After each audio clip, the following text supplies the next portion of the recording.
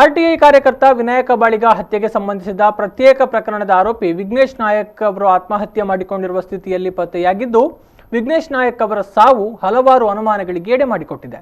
Police ಆಯುಕ್ತರು ಈ ಬಗ್ಗೆ ಸೂಕ್ತ ರೀತಿಯಲ್ಲಿ ತನಿಖೆ ಮಾಡಬೇಕು ಅಂತ ಯುವ ಕಾಂಗ್ರೆಸ್ ಅಧ್ಯಕ್ಷ ಮಿಥುನ್ ರೈ ಆಗ್ರಹಿಸಿದ್ದಾರೆ. ನಗರದ ಕಾಂಗ್ರೆಸ್ ಕಚೇರಿಯಲ್ಲಿ ಸುದ್ದಿಗೋಷ್ಠಿ ನಡೆಸಿ ಮಾತನಾಡಿದ ಅವರು, ವಿಘ್ನೇಶ್ ನಾಯಕ್ ಸಾವಿನ ಬಗ್ಗೆ ಯಾವುದೇ ಒತ್ತಡಕ್ಕೆ ಮಣಿಯದೆ ಪೊಲೀಸ್ ಇಲಾಖೆ ತನಿಖೆ ಮಾಡಬೇಕು. ಜೊತೆಗೆ ಈ ಪ್ರಕರಣದ ತನಿಖೆ ಮುಗಿಯುವವರೆಗೆ ಯಾವುದೇ ತನಿಖಾಧಿಕಾರಿಗಳನ್ನ ವರ್ಗಾವಣೆ ಮಾಡಬಾರದು ಅಂತ ಹೇಳಿದರು. ನೇರವಾಗಿ ಪೊಲೀಸ್ ಆಯುಕ್ತರು ಈ ಪ್ರಕರಣವನ್ನು ಸರಿಯಾದ ರೀತಿಯಲ್ಲಿ ತನಿಖೆಯನ್ನು ಮಾಡಬೇಕು.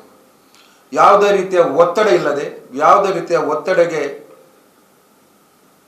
ಬಾಗದೆ ಈ ತನಿಖೆಯನ್ನು ಸರಿಯಾದ ದಿಕ್ಕಿನಲ್ಲಿ ತೆಗೆದುಕೊಂಡು ಹೋಗಬೇಕು ನಮ್ಮೆಲ್ಲರ ಆಗ್ರಹ. ಇದೇ ವೇಳೆ ಮಾಜಿ ಶಾಸಕ ಜಿಆರ್ ಲೋಬೋ ಅವರು ಮಾತನಾಡಿ, ಈ ಪ್ರಕರಣದ ಬಗ್ಗೆ ಪೊಲೀಸರು ನಿಷ್ಪಕ್ಷಪಾತವಾಗಿ ಯಾವುದೇ ಒತ್ತಡವಿಲ್ಲದೆ ತನಿಖೆ ಮಾಡುವುದಾದರೆ ಸ್ವಾಗತಾರ್ಹ. ಇಲ್ಲವಾದರೆ ಸಿಬಿಐಗೆ ಈ ಒಂದು ಕೇಸನ್ನು ವಹಿಸಬೇಕು. ನಮಗೆ ಎಲ್ಲಾ ತನಿಖಾ ತಂಡಗಳ ಸ್ವಾಯತ್ತತೆ ಅರ್ಹತೆಯ ಬಗ್ಗೆ ನಂಬಿಕೆ ಇದೆ. ಒಂದು ವೇಳೆ ಒತ್ತಡ ಬಂದರೆ ಕೇಸನ್ನು ಅಲ್ಲಿಂದ ವರ್ಗಾಯಿಸುವುದು ಒಳಿತು ಅಂತ ಹೇಳಿದರು. ಇವತ್ತಿಗೆ ಪೊಲೀಸ್ನವರು ಇದನ್ನು ವಿಳಂಬ ನೀತಿ ಮಾಡಬಾರದು, ಪೊಲೀಸ್ನವರ ವಿಳಂಬ ನೀತಿ ಆಗಬಾರದು, ಪೊಲೀಸರವರ ಮೇಲೆ ಯಾವುದೇ ಒತ್ತಡ ಬರಬಾರ್ದು.